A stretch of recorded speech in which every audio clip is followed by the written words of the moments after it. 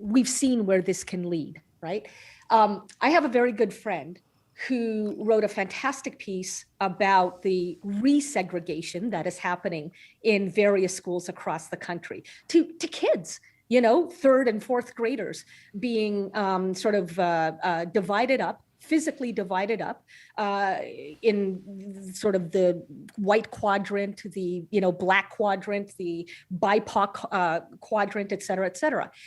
And one of the people who advocates this kind of thing was the bridesmaid to the friend who wrote scathingly about this.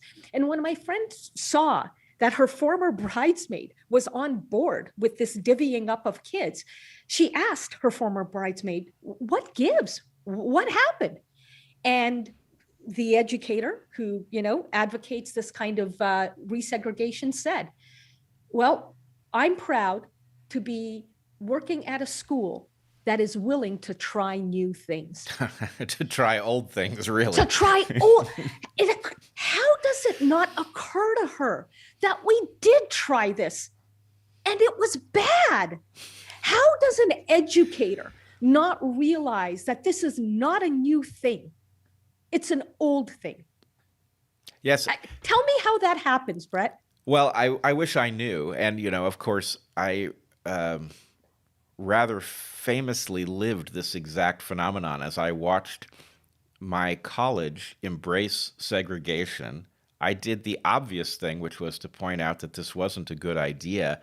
And I became, the sort of symbol for white supremacy on my campus because I was against segregation. I mean, that is such a bizarre experience to go through, right? If you had told me at 35 that was going to happen to me, on the cusp of 50, right? That I was going to be demonized as a racist for fighting segregation, I would have thought you completely bonkers, right?